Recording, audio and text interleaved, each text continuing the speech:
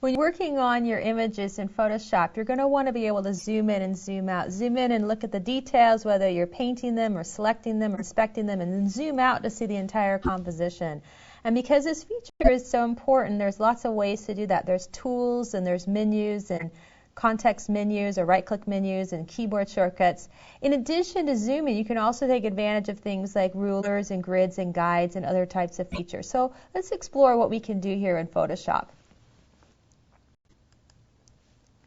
Well, one of the most intuitive tools to use is the actual zoom tool. It looks like a magnifying glass, and if I hover my mouse over it, I can see that the letter Z would turn on the zoom tool, or you could simply click on it to access it.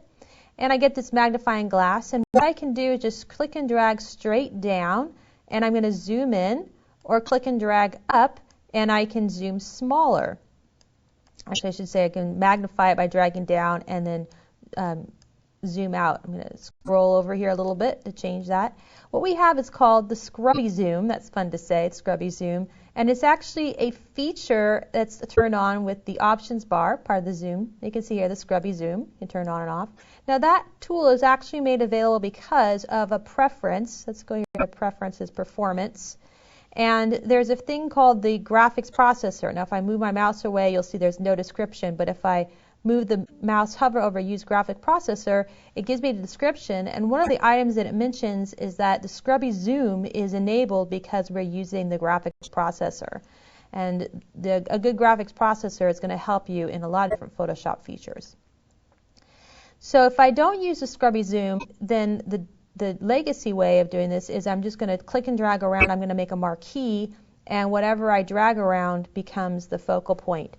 Now you can always go the opposite direction using the Alt key. Notice the plus turns into a minus when I hold down Alt, and I can click and drag.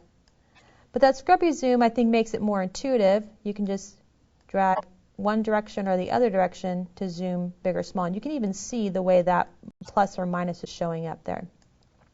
Now if I zoom larger, magnify in to that screen, I can use the hand tool. And here's that hand, or you could press the letter H. And the hand tool looks like a hand. It allows me to scroll through the document. Now we do have scrollers down here, on the side rather, and on the bottom. And you can use that. But what I like about the hand tool is that I can be more intuitive when I'm scrolling and to focus on different elements that I want to see. So there that is. And another nice thing that's built into these tools is that you can double click. So if I double click on the hand tool, it's going to take me to a view that fits the whole picture in the image in the screen. Depends on your resolution size and what panels you have opened.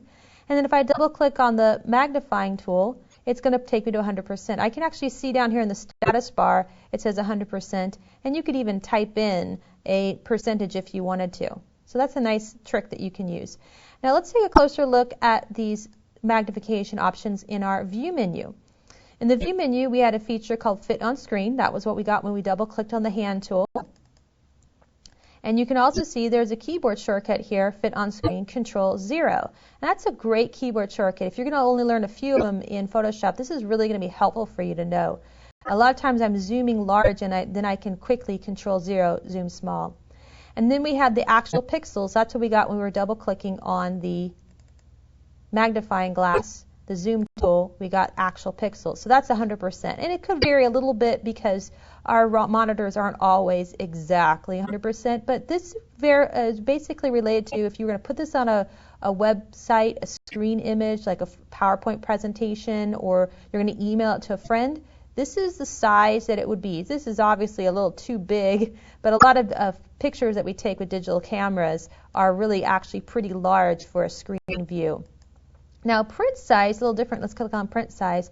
This takes into account the file's resolution, and this is the size it would look like if we were going to put this into a printed document, for example, an InDesign file or a Word document. This is the default size. So it's giving it not necessarily in pixels, but it's actually giving it to us in inches. And those are some good distinctions to be aware of.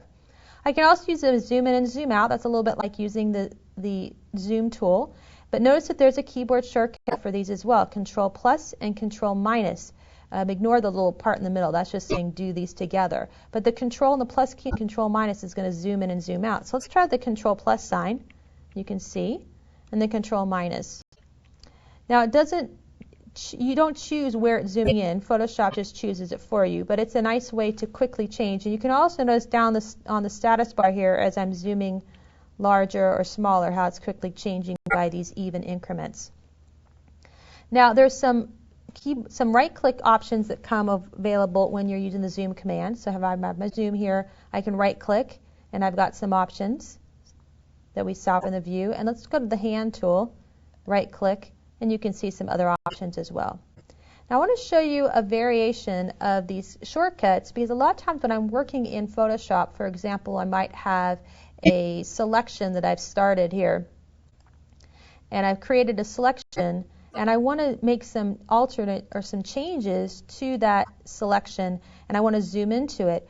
Well, if I switch tools, that's fine, but then I have to go back and switch to my selection tool. So one of the things that I like to do is to use a shortcut that allows me to keep my active tool while I can still zoom. So I'm going to hold down the Control and the space bar. That's Control and space bar, and notice how it looks like a zoom tool, except I still have my current tool active. And I can click to zoom in or click and drag because I still have that scrubby zoom available. And then I'm ready to go. I've zoomed in and I still have the tool active, and so I can make some changes to it as I need to. Another thing that I could do is hold down just the space bar. So there's just the space bar by itself, and notice how you get the hand tool, although you still have as your active tool in this case the quick selection, but whatever I might have had, and I haven't actually changed. So I'm going to use my hand tool just by pulling on the space bar, and then I can pan through the document, and if I let go of the space bar, I'm going back to whatever my active tool was. So it gives you some flexibility. Again, here's that Control space. In fact, here's Control space plus the Alt. Notice how it goes to the negative sign, but again, I still have that scrubby zoom, so I don't need it quite as much as I used to with the scrubby zoom. And then here's that space bar, moving it around. So that's a really handy way of zooming. There's one other tool that you might like if you're a visual person and you like some of the panels. There's actually a panel called Navigator, and the Navigator panel is intended to help you zoom in. And you notice at the bottom there's these triangles. I think of them as mountains. And if I scroll way to the bottom, I can zoom all the way out. I don't know if you can really see that, but imagine you had a really large file with high resolution. And if I scroll up to the top, I'm getting so high I can actually see the pixel grid. Let's just go down a little bit more. Now, as I'm scrolling, there's actually a window here, this red, and that's the pan that allows you to pan through your image. And that's a nice way. You can notice that there's a hand tool. Now this is independent of the hand and the keyboard shortcuts. It's all maintained by the Navigator panel. So it gives you another way to handle your information. And the Navigator panel is something you can turn on and off just easily. And we got there through the window menu with all your panels are stored there. Now another neat thing about your display, or your zoom or your view if you want to call it that, these panels can be turned on and off, and so I'm going to press the Tab key. When I press Tab, notice that the panels will disappear. And I'll press Tab again, it toggles them back on. That's a good one to know because I've seen that happen on accident to a lot of people. They realize, I broke it. No, just press Tab again and it comes back. And then also there's some different screen modes. And the screen modes are located at the very bottom. I'm going to click and hold, and you can see we're in standard screen mode. There's also one here called full screen mode, with menu bar and full screen mode. And I notice that there's a letter F, and that's going to let you switch between them. So if I were to, instead of clicking on these buttons, if I were just to press the letter F, it's going to switch. And this gives you a way to demo your image without being distracted by those other elements. And it also can be affected by the Tab key. So there's my Tab, and I'm going to press the letter F a few times, and you can see how it's making its way through. Press Tab again to bring everything back. And most of the time you're going to want to be in that standard screen mode. It's going to give you all your commands and all your tools for editing purposes. Incidentally, that button down there has been around for quite a while, but if you've used some of the recent versions like CS5 and CS4, you might have been used to, at the top, an application bar where you're accessing the screen mode. and they removed the application bar in this version, and they've consolidated it so they return the screen mode down to the bottom of your tools. So it's an easy place to find it. Well, let's go ahead and fit to window. I'll do a Control-0 to fit to window. And let's take another look here at your view options. In addition to your view options, oh look, there's your screen mode one more time.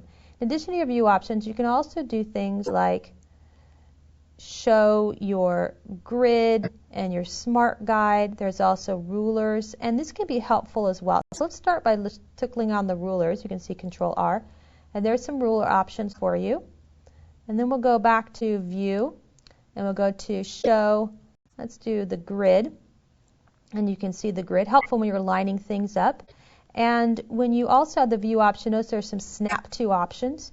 And so as you're making selections or drawing items or placing layers, by default it's going to snap to these grids and these guides and these layers. It's also helpful to know that sometimes things will turn on. Right now we have some elements, but you might have some things like a perspective grid or other tools that turn on, and it's handy to be able to turn those features off as needed. Sometimes slices turned on, and you can turn them off through this view show and hide. Now there's also some preferences that are available with your guides, grids, units, and rulers, and you can do things such as change the measurements and also change the colors so that it's easier to work with your particular document. Well, these are a lot of tools that you can use for viewing your documents so that you'll be able to work more effectively with those images.